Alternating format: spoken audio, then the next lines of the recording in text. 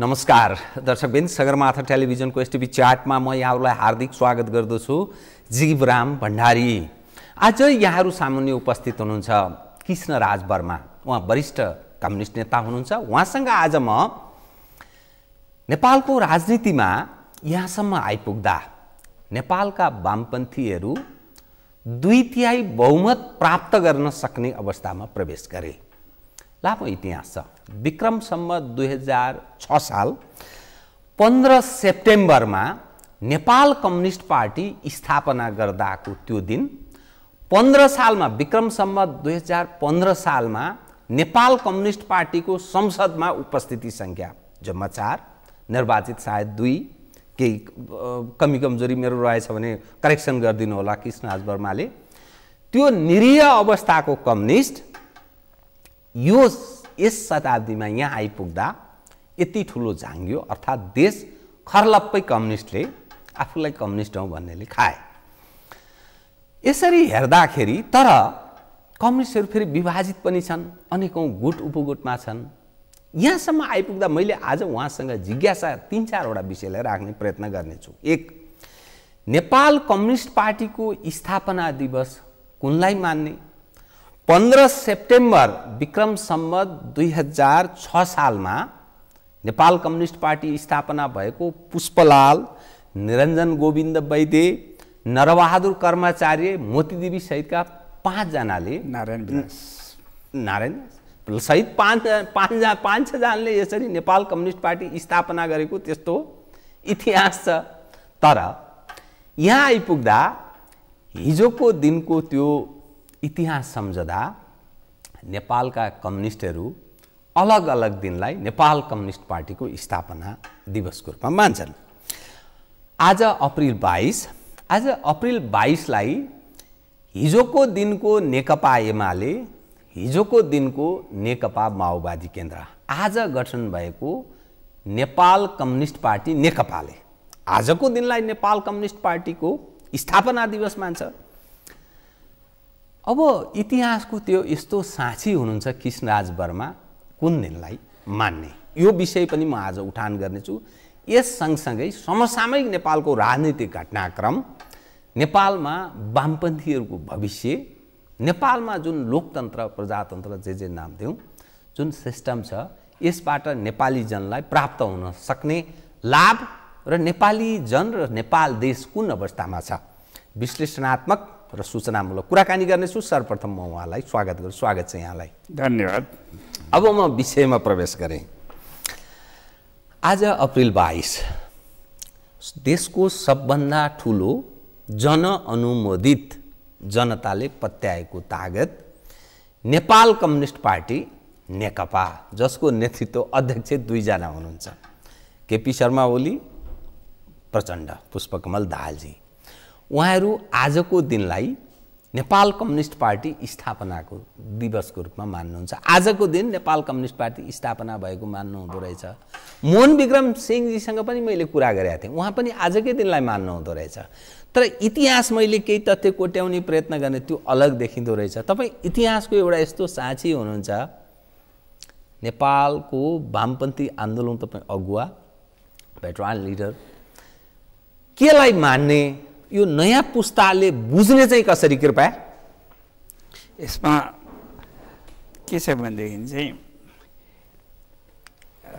Nepal communist आन्दोलनकै क्रममा यस्तो देखा पर्यो कि 3 वटा तिथि, एक खालेले 22 अप्रिल 1949 अर्थात् त्यस बेलाको 12 गते भन्नुहोस्, अब आज 9 गते पर्यो, त्यसै कारण अब नेपाली गते चाहिँ फरक पर्दो रहेछ।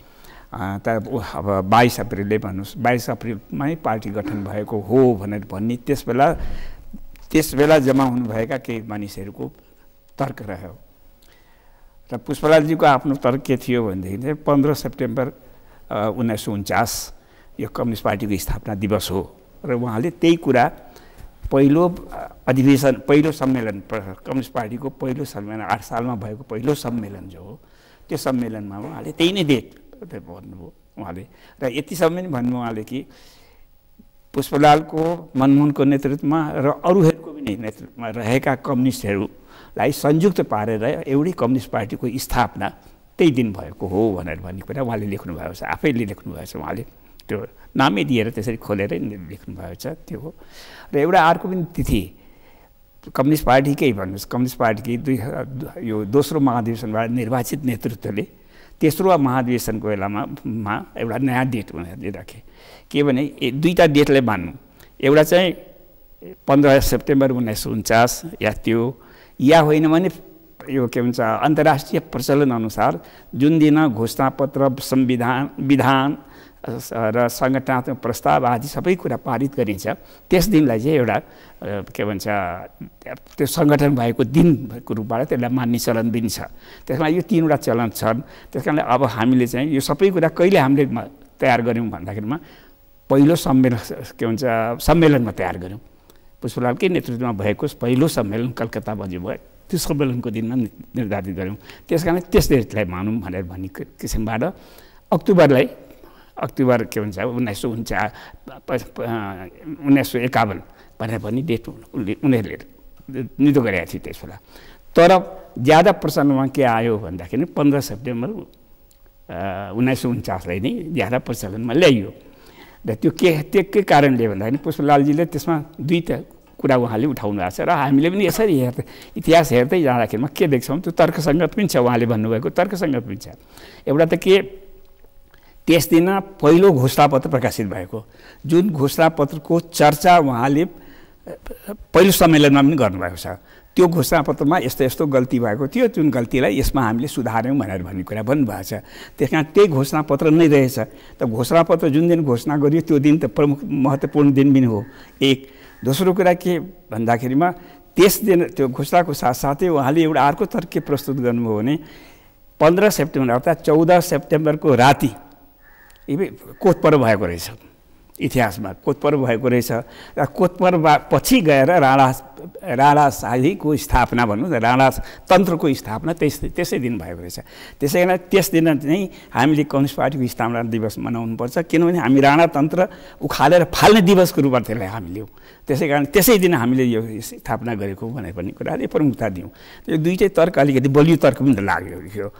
तेस्रो कुरा के छ त्यसमा भन्दाखेरि वास्तवमा कम्युनिस्ट पार्टी भन्दाखेरि कम्युनिस्ट पहिलो 22 अप्रिलमा के घटना भएको थियो भने त्यो 6 साल वैशाखको कुरा हो।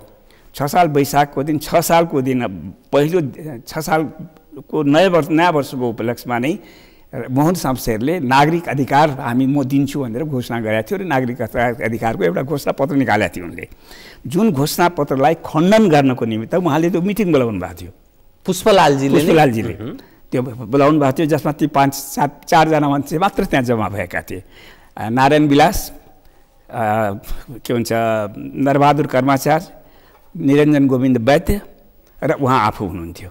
4जनाले जम्मा बसेर एउटा निर्णय त्यो के भन्छ त्यो पर्चा जो पहिलो पर्चा भन्छ, पर्चा नम्बर 1 भनेर भन्छ त्यसलाई, त्यो पर्चा नम्बर 1 उहाँले प्रकाशित गर्नुभयो। त्यसको विरोध गरेर यो के भन्छ नागरिक अधिकार होइन, यो झुटा हो, यसको खालि यस्ता कुरा लेखेको छ जसबाट कुनै नागरिकले अधिकार पाउने होइन, यो होइन भनेर पनि त्यसको खण्डन गरेर उहाँले प्रकाशित गर्नुभएको थियो। त्यो प्रकाशित गर्न जम्मा हुनुभएको थियो। त्यहीँनिर नै उहाँहरूले के सल्लाह गर्नुभयो भनेदेखि हामीले कम्युनिस्ट पार्टीको स्थापना पनि गर्ने दिशातिर जाउँ र त्यस दिनको पर्चालाई उहाँले त्यो कम्युनिस्ट पार्टीकै नाममा निकाल्न चाहिँ त्यो एउटा परिकल्पना चाहिँ गर्नुभयो। उहाँहरूले परिकल्पना गर्नुभयो कम्युनिस्ट पार्टीको स्थापना गर्नेतिर जाउँ भनेर भनी। किनकि त्यसपछि अब त्यो अर्को त्यो 15 सेप्टेम्बरको दिन अर्को एउटा महत्त्वपूर्ण काम के हो भने त्यस दिन केन्द्रीय सङ्गठन समिति COC भन्ने गठन पनि भयो। हेर्नुहोस्, जुन COCमा पुष्पलालजी हुनुहुन्छ, मनमोहन अधिकारी हुनुहुन्छ, शैलेन्द्र कुमार हुनुहुन्छ, के भन्छ DP अधिकारी हुनुहुन्छ, 6जना हुन्छ, 1जना चाहिँ इन्डियन पार्टीका साथी पनि हुनुहुन्छ। त्यसै गरेर 7जनाको एउटा कमिटी पनि बनाएको छ त्यहाँ। अब यसरी सङ्गठन समिति पनि बन्यो पार्टी सङ्गठन गर्नको निमित्त। त यो सबै परिप्रेक्ष्यले गर्दाखेरिमा वास्तवमा त्यो दिन चाहिँ एकदम उपयुक्त दिन हो भनेर भन्ने लाग्दछ। तर अब किन हो एमाले यो निर्णय गर्न पुगेर 22 अप्रिललाई मान्यौँ, त त्यसमा कुनै तथ्य त्यसको पछाडि त्यति बलियो तथ्य छ भनेर भन्ने कुरा लागेन। त्यो सबभन्दा अर्को ठुला कुरा के सङ्गठनकर्ताको पुष्पलाल, सङ्गठन गर्नुभयो कसले भने पुष्पलालले, कम्युनिस्ट पार्टीको गठन गरेको कसले भने पुष्पलालले भन्ने पुष्पलालले भनेको कुरा किन इन्कार गरिएको छ यहाँ पुष्पलालले नै सङ्गठन गरेको पार्टीमा हामी हौँ भन्ने कुरा स्वीकार गर्ने पुष्पलालले नै भनेको डेट चाहिँ होइन भनेर भन्ने कुरा चाहिँ अलिकति तर्कसङ्गत पनि भएन नि त त्यो त्यसै कारणले चाहिँ यो अलिकति उपयुक्त भएन कि अब यहाँ अलिकति थप स्पष्ट पारिदिन म यहाँलाई के आग्रह गरेँ भने पुष्पलाल मदन भण्डारी मनमोहन अधिकारी लगायतको पिक्चर तत्कालीन नेकपा एमाले अनि अहिलेको सङ्गठित भएको दुवै मिलेर बनेको नेकपा नेपाल कम्युनिस्ट पार्टी नेकपा यिनले पनि त्यो झन्डामा यसो काहीँ न काहीँ त्यो आफ्नो प्रचारको क्रममा त्यो फोटाहरू यत्रतत्र सर्वत्र राख्ने गर्छन्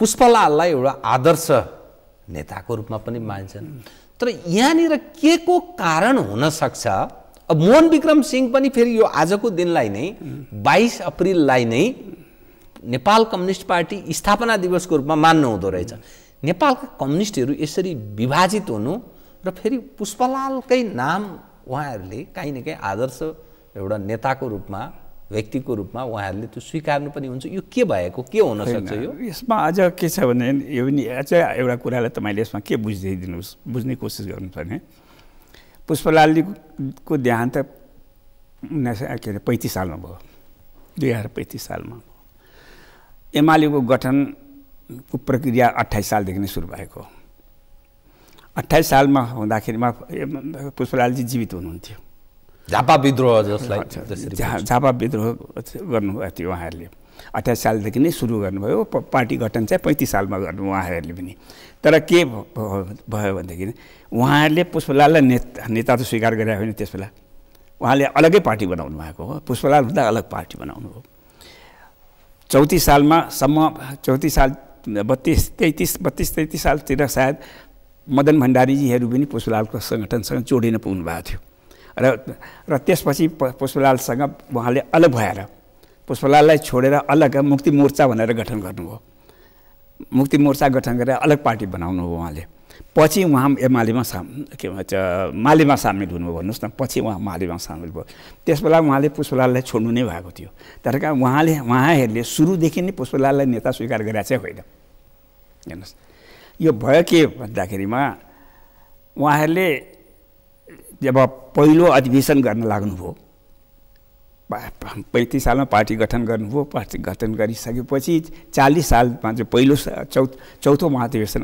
उहाँले भएको नाम लिनुभयो पहिलो अधिवेशन गर्दाखेरिमा त्यो पहिलो अधिवेशनलाई नै उहाँले चौथो अधिवेशन मान्नुभयो तेस्रो अधिवेशन पुष्पलालजीको नेतृत्वमा तुलसीलाल पुष्पलालजीको नेतृत्वमा तेस्रो अधिवेशन भएको थियो बनारसमा भनिएको छ त त्यो तेस्रो अधिवेशन पछिको चौथो अधिवेशनबाट आफ्नो अधिवेशनलाई चौथो अधिवेशन भनेर उहाँहरूले त्यहाँनिर आफूलाई जोडेर पुष्पलालजीको नामलाई त्यो सङ्गठनसँग जोड्नुभयो त्यति हो कुरा भएको कुरा यति हो किन पहिलो भन्दाखेरिमा 35 सालमा आएको पार्टी भयो नि त्यो त 40 सालमा गठन भएको पार्टी भयो नि उहाँहरूको पहिलेदेखिको अस्तित्वलाई स्वीकार भएन त्यस कारण त्यो इतिहाससँग त्यसलाई श्रृङ्खलाबद्ध गर्नको निमित्त उहाँले तेस्रो पछि चौथोमा आफूलाई राखेर गर्नुभयो अब तेस्रो सम्मेलन उहाँले गरेको पछि त चौथो सम्मेलन त हामीले नै पनि गऱ्यौँ नि तेस्रो सम्मेलन पनि गऱ्यौँ चौथो सम्मेलन पनि गऱ्यौँ एउटा सिलसिला उतातिर गएको छ हामी 5औं महाधिवेशनसम्म गयौँ मानुस 5औं अधिवेशनपछि महाधिवेशनपछि कुनै अधिवेशन भएन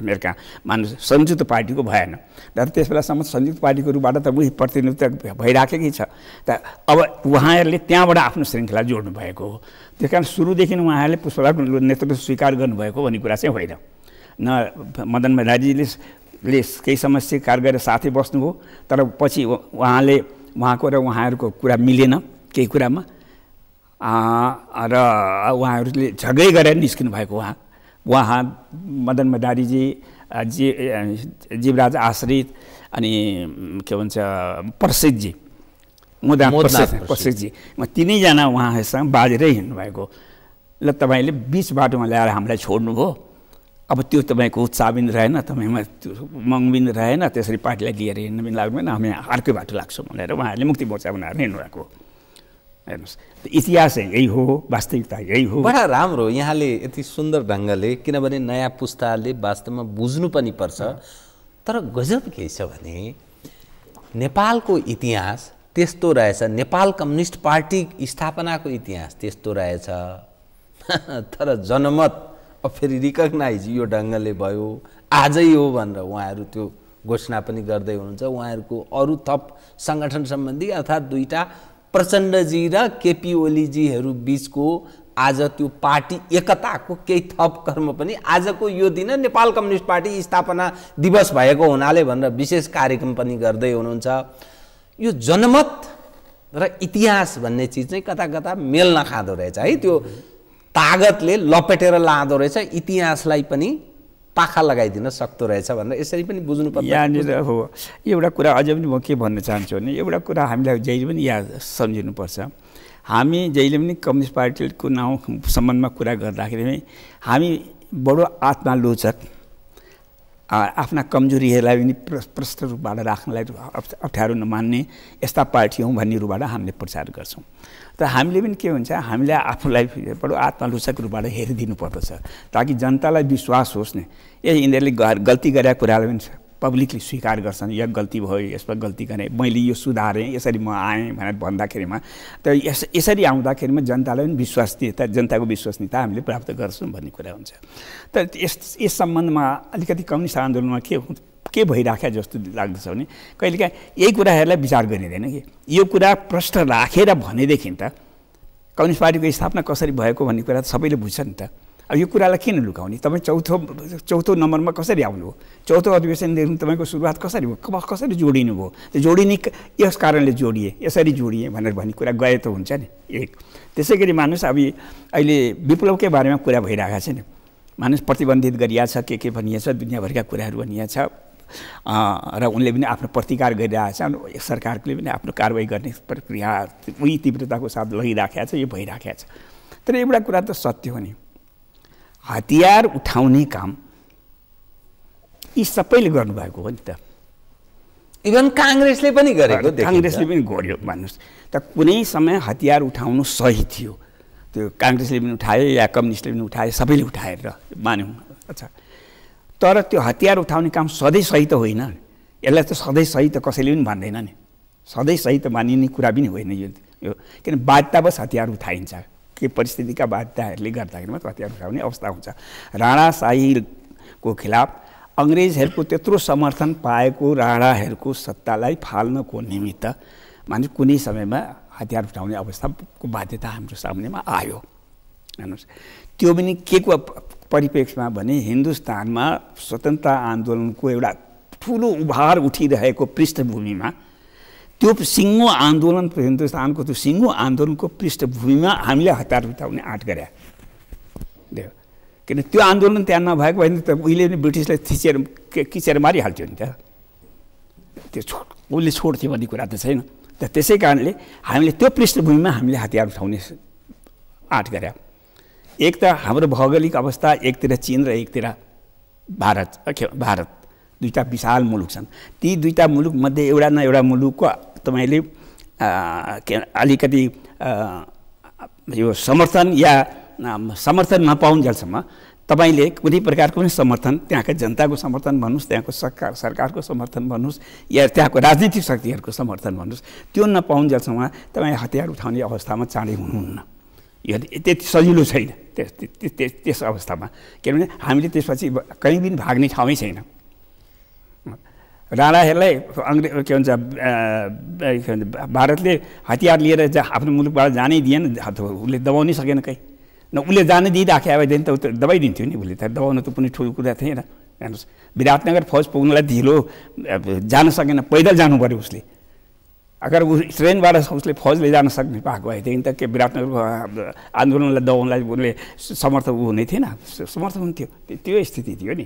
त्यसै कारणले ती मुलुकहरूको सहानुभूति, ती मुलुकका जनताको सहानुभूति या त्यहाँको राजनीतिक शक्तिहरूको सहानुभूति, समर्थन आदि नभइकन त्यो गर्न सकिँदैन भन्ने कुरा छ। त्यस कारण सामान्यतया हामी कहाँ हतियार उठाउने अवस्था साधारणतया छैन। हेर्नुहोस्, हाम्रो पहाड इत्यादि भएर खोजखाँच भएर त्यहाँनिर कहिलेकाहीँ गुरिल्ला फाइट गर्ने हाम्रो अवस्था भए तापनि साधारण रूपमा छैन त्यो। र त्यस्तो स्थितिमा मानिस हतियार उठाउने कुरा हाम्रो यहाँ सरल होइन। अब तपाईँले जब उसलाई भन्नुहुन्छ आज तैँले हतियार उठाउने काम नगर भन्नुहुन्छ, माओवादीहरूले कस्तो अवस्थामा हतियार उठाएका छन् 52 सालमा?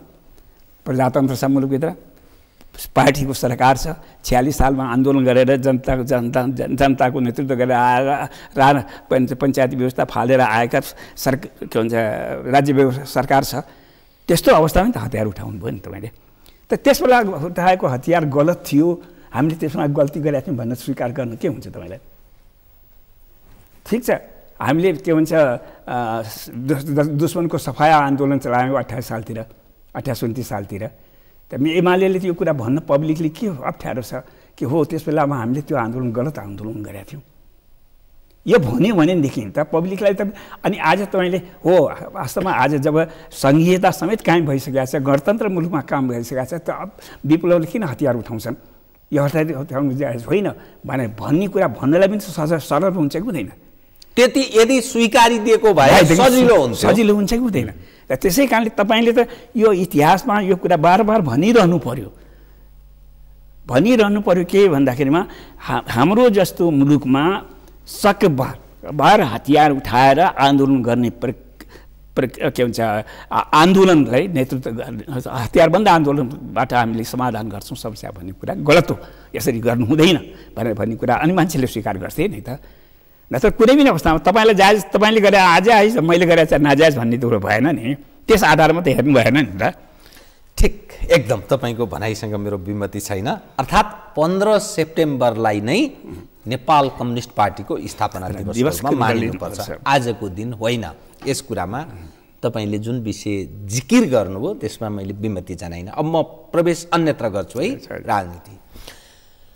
नेपाल कम्युनिस्ट पार्टी स्थापना तपाईहरूको पछिल्लो समयमा जुन खालको योगदान र नेपालमा कम्युनिस्टहरूको जुन जागिदो अवस्था, अरू त केही नै छैन। वास्तवमा साँच्चै भन्ने हो भने कम्युनिस्टहरू जुन अवस्थामा छन्, आफूलाई कम्युनिस्ट हौँ भन्नेहरू जुन जनमत छ, उनीहरूको जुन सङ्गठनात्मक तागत छ, राजकाजमा सम्पूर्ण रूपले जसरी पहुँच पकड छ, त्यो उस बेला देखिएको त्यो सपना र अहिलेको विपनामा देखिएको जुन कम्युनिस्टहरूको गतिविधि र यो तस्बिर कति मेल खान्छ? अब हेर्नुहोस्, एउटा कुरा के अप्ठ्यारो छ भने म अब अहिले म बोलिरहेको छु, मान्नुहोस् अहिले कस्तो अवस्थामा म बोलिरहेको छु भन्ने कुरा मलाई लाग्दछ भनेदेखि आज सिङ्गो कम्युनिस्ट आन्दोलनको नेतृत्व, आजको नेतृत्व भन्नुहोस्, मूलत 19 सालपछि खडा हुन पुगेको नेतृत्व हो, कम्युनिस्ट आन्दोलनको नेतृत्व हो। कुनै पनि पार्टीको नेतृत्वलाई हेर्नुभयो भने अब केही पार्टीहरू हुनुहुन्छ, अब त्यसमा कोही मान्छे पुरानो पनि हुनुहुन्छ भन्ने कुरा अर्को कुरा हो। तर इन जेनरल हेर्नुभयो भने 19 सालपछि कम्युनिस्ट आन्दोलनमा देखा पर्नुभएका नेतृत्वहरू नै कोही हातमा आजको पुल नेतृत्व छ। त्यो नेतृत्वसँगको एउटा अप्ठ्यारो के छ भन्दाखेरिमा एउटा ठुलो कम्युनिस्ट आन्दोलनको एउटा पृष्ठभूमि कुनै के भन्छ ग्याप छ, त्यो पृष्ठभूमिसँग उहाँ जोडिनु नै भएको छैन र अहिले पनि जोडिनुहुन्छ भनेर भन्ने कुरा मलाई लाग्दैन। त्यो पृष्ठभूमि के भन्दाखेरिमा दोस्रो महायुद्धपछि कम्युनिस्ट आन्दोलनमा आएको जो एउटा परिवर्तन हो, त्यो परिवर्तनलाई प्रतिनिधित्व गर्ने अवस्था जो रह्यो त्यो अवस्थासँग उहाँहरू जोडिनुहुन्न हेर्नुहोस्। र अनि उहाँहरू कहाँ जोडिन पुग्नुहुन्छ भने 61-62 पछिको 1961-62 पछिको कम्युनिस्ट आन्दोलनमा जो एउटा गति आयो त्यो गतिसँग उहाँ जोडिनुहुन्छ। त दुईटा पार्टमा भिन्न अवस्थाहरूको नेतृत्व, भिन्न अवस्थाको नेतृत्व त्यस बेलाका तत्कालीन अवस्थाका कम्युनिस्टहरूले गरेका थिए। अब त्यसमा जस्तो कि अब उदाहरणलाई तपाईँलाई भनौँ, दोस्रो महायुद्धपछि अर्थात् मूलतः 45 सालमा के भन्छ महायुद्ध समाप्त भयो, 46-47 सालपछि मान्नुहोस्। त्यहाँ के भने 43 सालसम्म कमिन्टर्न भनेर भन्ने थियो एउटा संस्था, अन्तर्राष्ट्रिय संस्था थियो कमिन्टर्न, कम्युनिस्ट इन्टरनेसनल भनेर भन्थे, जो निर्णायक शक्ति थियो संसारको कम्युनिस्ट आन्दोलनको बारेमा। कुनै पनि मुलुकमा कम्युनिस्ट आन्दोलन कसरी चल्नुपर्छ भन्ने कुरालाई उसले डिक्टेट गर्थ्यो हेर्नुहोस्, कमिन्टर्न थियो। त 1943मा त्यो समाप्त भयो। त्यसपछि अर्को कुनै सङ्गठन त्यस्तो बनेन, अन्तर्राष्ट्रिय सङ्गठन बनेन, किन कम्युनिस्ट पार्टी त जहिले पनि आफ्नो अन्तर्राष्ट्रियतावादी भनेर भन्छ नि आफूलाई। जहिले पनि इन्टरनेसनललाई अगाडि राखेर हिँड्छ त हो त त्यसपछि के हो भने 47 को मध्यतिर गएर कम्युन फर्म भनेर बन्यो एउटा त्यो कम्युनिस्ट इन्फर्मेसन ब्युरो भनेर हेर्नुहोस् त्यो कम्युन फर्म त्यसलाई सर्ट नाममा कम्युन फर्म भनेर भन्छ जसमा के भन्छ पूर्वी युरोपका कम्युनिस्ट देशहरू र सोभियत सङ्घको कम्युनिस्ट पार्टी युगोस्लाभियाको कम्युनिस्ट पार्टी पूर्वी युरोपका देशहरूमध्ये सोभियत के भन्छ युगोस्लाभियाका कम्युनिस्ट पार्टी टिटोको नेतृत्वको कम्युनिस्ट पार्टीको दोस्रो दर्जाको भूमिका त्यसमा थियो र मध्य युरोपका मुलुकका कम्युनिस्ट पार्टीहरू जस्तो French communist party Italian communist party इङ्ल्यान्डको कम्युनिस्ट पार्टी यी कम्युनिस्ट पार्टीहरू यी सब मिलेर बने त्यसमा चिनलाई लिएका छैनन् हेर्नुहोस् त्यसरी कम्युनिस्ट पार्टी बन्यो कम्युन फर्म बन्यो त्यो कम्युन फर्मकोले एउटा पोलिसी निर्धारण गर्यो त्यो पोलिसी निर्धारण गर्नुभन्दा पहिले एउटा आर्टिकल आयो एउटा लेख आयो जुन लेखले के भन्यो भनेदेखि चाहिँ दोस्रो महायुद्धको बेला के भन्छ नाजीवादका खिलाफको लडाइँमा सङ्घर्षमा जो व्यापक मोर्चाहरू जो बनाइयो अब त्यो व्यापक मोर्चाका आवश्यकताहरू त्यसरी रहेन त्यसै कारणले त्यसभित्र चाहिँ अब हामीले वर्गीय आन्दोलनहरूलाई तीव्र पार्नुपर्ने आवश्यकता आयो त्यसकारण अब त्यो मोर्चालाई संरक्षित गर्ने दिशातिर लाग्नु हुँदैन भनेर एउटा फ्रेन्च कम्युनिस्ट पार्टीको दोस्रो दर्जाको नेतृत्वले त्यो एउटा आर्टिकल लेख्यो त्यो लेखेर कसलाई आलोचना गरेको थियो भने के भन्छ अमेरिकाको कम्युनिस्ट पार्टीको जनरल सेक्रेटरीले जानुहोस् र उनले आफ्नो बचाव गर्नुभन्दा पहिले नै त्यो बिचरा जनरल सेक्रेटरी पदबाट हटाइए पनि त्यो भयो अनि त्यसपछि कम्युन फर्मको एउटा मिटिङ भयो त्यो कम्युन फर्मको मिटिङ भइसकेपछि त्यसमा इज्दानोभ भनेर भन्ने सोभियत सङ्घका कम्युनिस्ट पार्टीका एउटा प्रमुख व्यक्ति हुन् उनले एउटा रिपोर्ट पेश गरे मूल रिपोर्ट जसमाथि त्यहाँ बहस भयो त्यो रिपोर्टमा के स्वीकार गरियो भन्दाखेरि के भनियो भनेदेखि चाहिँ संसार अब दुई ध्रुवमा विभक्त भयो स्पष्ट रूपमा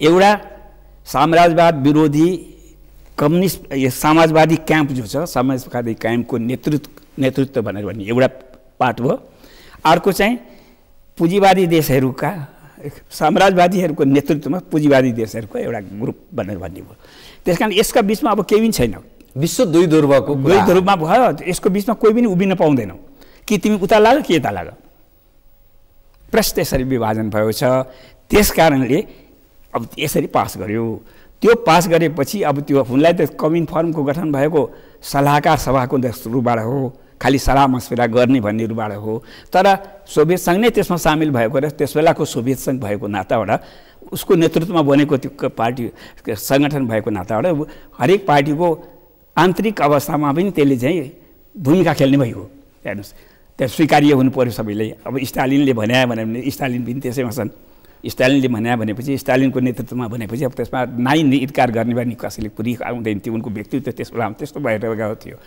अब त्यसो गर्दाखेरिमा त्यहाँ तीनवटा घटना हो एउटा घटना त उहाँलाई सुनाइहालेँ के भन्छ अमेरिकाको जनरल सेक्रेटरी कसरी फालिए अब त्यसै गरी हेर्नुहोस् पहिलो घटना के भने युरोपमा जति सरकार बनाएका थिए ती पिपुल्स डेमोक्रेसी भन्छन् त्यसलाई त्यसबेला भन्थे त्यसमा खडा भएका जति सरकारहरू थिए ती संयुक्त सरकार थिए अर्थात् त्यहाँको राष्ट्रिय शक्ति र कम्युनिस्ट शक्ति दुईटै मिलेर बनाएका सरकार थिए सबै सरकारहरू विघटन गरिए र खालि कम्युनिस्ट पार्टीको नेतृत्वमा मात्रै त्यहाँ सरकार बने किन सोभियत सङ्घ छ त्यहाँ उभिराखेको छ ऊ संरक्षक भएर उभिराखेका हुनाले त उसले जे भन्छ त्यसलाई त मान्नै पर्यो अनि त्यस प्रकार त्यो भयो त्यसै संयुक्त मोर्चा खत्म भएपछि जनताको अरू समर्थन जो हो त्यो समाप्त भयो अब एकलौटी कम्युनिस्टहरूको राज्य भयो जस्तो भयो त्यो हेर्नुहोस् एक दोस्रो घटना के भयो उसमा भयो के भन्छ इन्डियामा त्यस बेलामा के भयो भनेदेखि चाहिँ इन्डियामा एउटा त्यहाँ एउटा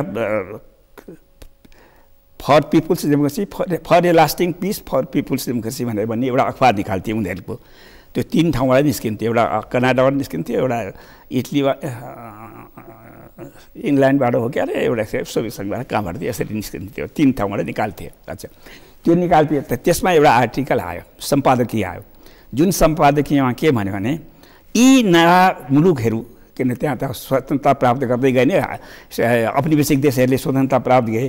यी देशहरूले चीनहरू जस्ता देशहरूको क्रान्तिबाट सिक्ने कोसिस गर्नुपर्छ है भनेर भन्ने एउटा त्यहाँ सङ्केत लेखिएको छ। त्यो लेख्ने को भने रजनी पामदत्त ब्रिटिस कम्युनिस्ट पार्टीका नेता हुन्, ती प्रमुख नेता हुन्, काफी महत्त्व राख्ने अन्तर्राष्ट्रिय स्तरका नेता हुन्। तिनले आर्टिकल लेखे। त्यो आर्टिकललाई के भन्छ सोभियत सङ्घले स्वीकार गर्यो, अर्थात् स्टालिनले पनि स्वीकार गर्यो। सुस्लु भन्ने त्यसबेला एउटा प्रमुख अर्को स्टालिन पछिका अर्को व्यक्तित्व थिए, उनले पनि सिग्नल दिएर पास गरेको थिए। त्यसै कारण त्यस आधारमा स्वीकार गरे। स्वीकार गरेपछि अब त्यहाँ के आयो भन्दाखेरिमा अब चीनले उसले पनि हतियार उठाएर त्यो बिटी रणदेवीको नेतृत्वमा हतियार उठाइराखेका थियो। अब त्यो बिटी रणदेवी बेला फारेर राजेश्वर राव त्यहाँका जनरल सेक्रेटरी भए र चीनको जस्तो जनवादी न्यायजनवादी सरकार चाहिँ हामीले आफ्नो मुलुकमा खडा गर्नुपर्छ र यसको लागि हतियार उठाउनुपर्छ, क्रान्ति गर्नुपर्छ। जसरी चीनले गर्यो त्यसरी हामीले गर्नुपर्छ भने चीनको बाटो उसले स्वीकार्यो। रुसको बाटो छोडेर चीनको बाटो भनेर भन्ने कुराबाट स्वीकार गरेको। दोस्रो घटना हो। तेस्रो घटना 49 के भयो हेर्नुहोस्, त्यो 2 वर्षभित्रमा यी सब घटना भएका के भयो भन्दाखेरिमा यो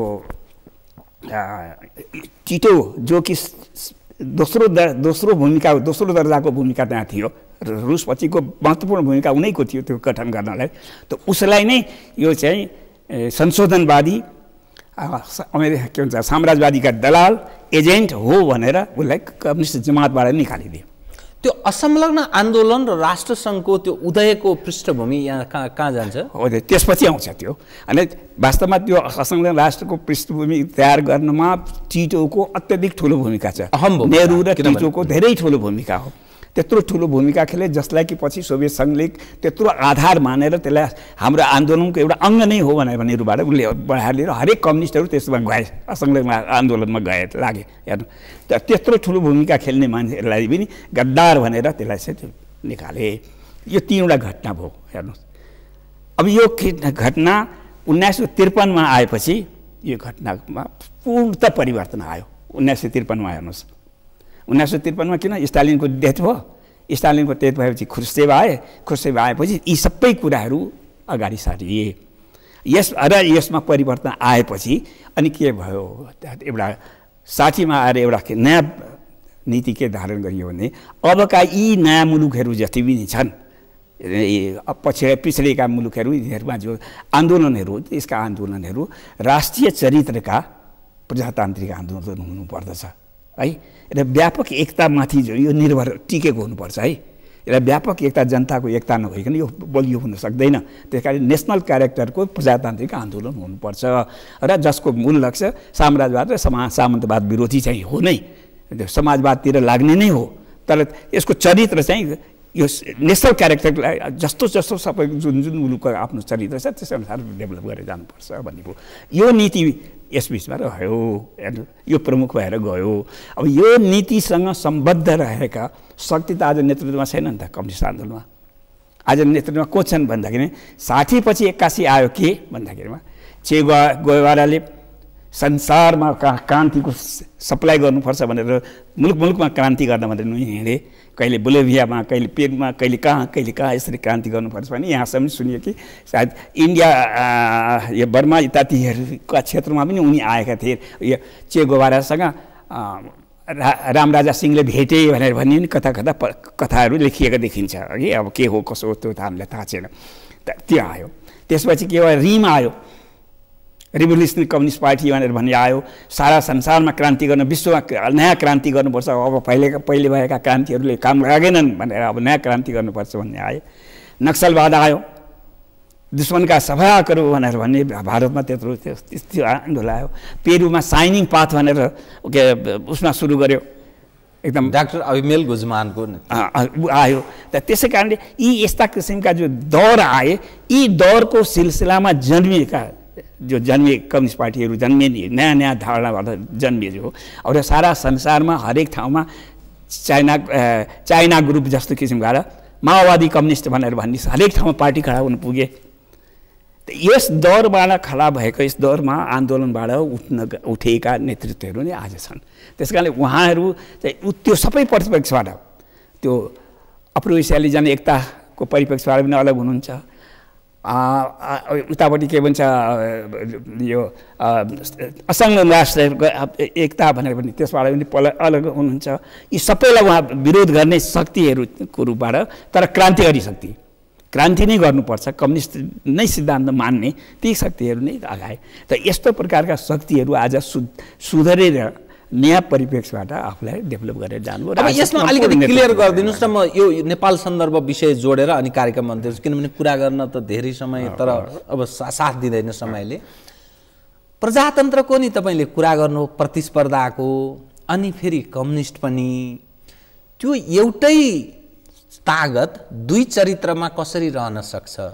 एक नम्बर दुई, नेपालको सन्दर्भमा जो कम्युनिस्ट हौँ भन्ने छन् र जनताले मत पनि दिएको छ, संसारमा त सफाया भएको स्थिति छ। वास्तवमा साँच्चै भन्ने हो भने जुन बेला कम्युनिस्टहरूको उदय थियो सोभियत सङ्घदेखि, अब युरोपकै कुराहरू, त्यसपछि अरू छिमेकी देशहरूकै कुरा, चीन पनि अर्को ढङ्गको रूपमा प्रस्तुत छ। भलै त्यहाँ कम्युनिस्ट पार्टीकै रूपमा आफूलाई उभ्याएको छ, विश्व जनमत त्यसरी नै आफूलाई आकर्षित गर्न सफल पनि छ। त नेपालको सन्दर्भमा कुरा गर्दा त यो दोहोरो चरित्र र यसलाई के भनेर के नामले सम्बोधन गर्ने बताइदिनुहोस् त? किनभने जनताको मत पनि छ, प्रतिस्पर्धात्मक राजनीतिबाट उनीहरू जनताको मत जित्न पनि सफल छन्, अव्वल दर्जामा त्यो प्रतिस्पर्धामा अव्वल दर्जामा दरिएका पनि छन्। तर जनताको आशा निराशामा परिणत छ के होला र भन्ने दृष्टिकोण, मतलब निराशातर्फ उन्मुख पनि देखिन्छ। यो दुई पक्षलाई एकदम छोटकरीमा कृपया। अच्छा, यो कस्तो छ भनेदेखि अप्ठ्यारोकै कुरा छ भने हामीले एउटा हमेसा के कुरालाई बुझ्ने कोसिस गर्नुपर्छ। समाजवाद बडो राम्रो कुरा हो हैन। समाजवाद कम्युनिस्टले मात्रै भनिराखेका छन् भने समाजवादको जो परिकल्पना जो प्रस्तुत गरिन्छ त्यस सिद्धान्तलाई करिब करिब अरूले पनि मन्जुर गर्दछन्, गर्दैनन् भनेर भन्ने कुरा होइन। रह्यो के भने हामी तर कम्युनिस्टहरूले भन्दाखेरिमा त्यो समाजवाद भन्दाखेरिमा त्यो समाजवादको आर्थिक चरित्रमा धेरै नै सुधार उनीहरूले गर्न खोज्दछन्, जुन आर्थिक चरित्रलाई उनीहरूले स्वीकार गरिराखेका हुँदैनन्। र राजनैतिक चरित्रमा त्यो सबै आउनुपर्छ, सांस्कृतिक रूपबाट त्यो सबै धारणालाई मान्नुपर्छ, मानवीय रूपबाट त्यसलाई मान्नुपर्छ भन्ने कुरालाई उनीहरू मान्दछन्। तर आर्थिक रूपबाट त्यता ती सबै परिवर्तन हुनुपर्छ भनेर भन्ने कुरालाई मान्दैनन्, जुन कुरालाई कम्युनिस्टहरूले बढी प्रेस दिन्छन्। तर एउटा कुरालाई हामीले हमेसा के बुझ्नुपर्छ भने आज हामीले समाजवाद ल्याउने नाउँमा जो ज्यादा छिटोपन गर्न खोज्छौँ, ज्यादा के भन्छ सक्रियता देखाउने कोसिस गर्छौँ, त्यो यस्तो यो हाम्रो असमझदारीको कारण हो हेर्नुहोस्। र त्यस कारणले हमेसा त्यो गल्ती गर्छौँ जसका गल्तीका परिणामहरू ती सबै मुलुकले भोग्नु पर्यो। सोभियत सङ्घले पनि के कुरालाई भोगेको हो? साँच्चै नै भन्नुहुन्छ भने समाजवाद ल्याउने नाउँमा त्यहाँ ज्यादा उग्रता जो गरियो, छिटो समाजवाद ल्याउने, एकदम भोलि नै यो समाजवाद कायम गरिहाल्ने भन्ने दृष्टिकोणले जो उग्रता ल्याइयो, त्यो उग्रताका परिणाम हुन् कि उनका आर्थिक क्षेत्रमा पनि त्यत्र असफलताहरूलाई प्राप्त गर्नु पर्यो, सांस्कृतिक क्षेत्रमा पनि गर्नु पर्यो। आज त्यत्र त्यो सबै हिजोका प्राप्तिहरूका धेरै कुराहरू विनष्ट भएर पनि जान सके मानुस। चीनमा पनि प्रारम्भिक अवस्थामा माओ सेतुङकै नेतृत्वकै बेलामा पनि त्यही कुरा गरियो, छिटो ल्याउने, कम्युन खडा गर्ने, यसरी गरिहाल्ने, यो चाहिँ गरिहाल्ने, यो सबै खोसिहाल्ने, यो गरिहाल्ने भनेर भन्ने त्यहाँबाट जान खोजियो। र आज हामीका पनि त्यही गरिरहेछ हेर्नुहोस्। हामीका पनि त्यही भइरहेछ के भने समाजवादको नाममा अब आयो समाजवादी क्रान्ति सुरु भइहाल्यो नि भने आजदेखि नै समाजवाद सुरु भइसक्यो भनेर भन्ने कुरा गर्छौँ। तर कम्युनिस्ट पार्टीको सत्ता कायम हुनु एउटा कुरा हो, मुलुकमा समाजवाद आउनु भने अर्को कुरा हो, त्यो दुई भिन्न कुरा हो। कम्युनिस्ट पार्टीको सत्ता कायम भए तापनि त्यसले पुँजीवादकै विकास गर्नुपर्छ, पुँजीवादलाई तलसम्म विकास गराइरहनु। पुँजीवादको विकास भने खालि शोषण गर्ने, मान्छेलाई शोषण गर्नलाई दिने भनेर मात्रै भन्ने होइन, पुँजीको विकास हो। कमर्सियल चरित्र, सबै आर्थिक गतिविधिमा कमर्सियल चरित्र ल्याउने, त्यसबाट लाभ होस्, लाभ कसलाई होस्, जनतालाई होस्, देशलाई होस्, आम समुदायलाई होस् भन्ने रूपका प्रक्रिया त्यसले जाने, त्यसलाई अधिकरण गर्न जाने, सबै क्षेत्रलाई औद्योगिकरण गरेर जाने भन्ने प्रक्रिया हो। त्यो सिङ्गो प्रक्रिया तपाईँले कृषिको क्षेत्रमा पनि गर्नुपर्छ, सांस्कृतिक क्षेत्रमा पनि गर्नुपर्छ, अन्य क्षेत्रमा पनि गर्नुपर्छ, औद्योगिक क्षेत्रमा पनि गर्नुपर्छ, पुरा अर्थतन्त्रलाई तपाईँले त्यो गर्नुपर्छ। र यो गर्नको निमित्त डेमोक्रेसी त्यहाँ भएन छ भनेदेखि तपाईँको ठाडो शासन हुन्छ। त्यस कारण डेमोक्रेसी चाहिँ एसेन्सियल छ, डेमोक्रेटाइजेसन हो त्यो। सोसाइटीको डेमोक्रेटाइजेसन भन्छन्, इकोनोमीको डेमोक्रेटाइजेसन भन्छन्, एग्रिकल्चरको डेमोक्रेटाइजेसन भन्छन्। त्यो डेमोक्रेटाइजेसन नगरिकन त त्यो हुँदै हुँदैन त। त्यहाँ डेमोक्रेटिक राइट्स दिनु पऱ्यो नि त त्यसलाई। त्यस कारण डेमोक्रेसी त छुट्टिँदैन। कम्युनिजम भन्नुभयो र सोसियलिजम भन्नुभयो भनेको मतलब डेमोक्रेसी छोडिदिनु भयो भने त के को कम्युनिजम के को सोसियलिजम कसैले पनि स्वीकार गर्दैन। बडा महत्त्वपूर्ण वास्तवमा विषय तपाईँले आज उठान गरिदिनु भयो। कतिपय विषय अधुरो जस्तो रह्यो। म अर्को पटक तपाईँसँग फेरि विषयहरू उठान गर्नेछु। प्रजातन्त्र र जुन कल्पना गरेको छ हाम्रो नेपाली समाज अर्थात् विश्व जो जनचाहना जुन छ यो एकअर्काको परिपूरक जस्तो परिपूरक हो। हस्, कार्यक्रममा आइदिनु भयो, धन्यवाद छ। म यहाँसँग फेरि कतिपय विषयहरू अलिक प्रस्ट्याउनु जरुरी थियो, त्यो समयले साथ दिएन। धन्यवाद छ यहाँलाई। धन्यवाद। आदरणीय दर्शकवृन्द, उहाँ हुनुहुन्थ्यो कृष्णराज वर्मा, वरिष्ठ वामपन्थी नेता। आजको नेपालको सन्दर्भ, हिजोको त्यो नेपालको इतिहास र विश्व इतिहासलाई केलाउँदै म लगायत मेरो सम्पूर्ण युनिटलाई कार्यक्रमबाट बिदा दिनुहोस्। हेर्दै रहनु। नमस्कार।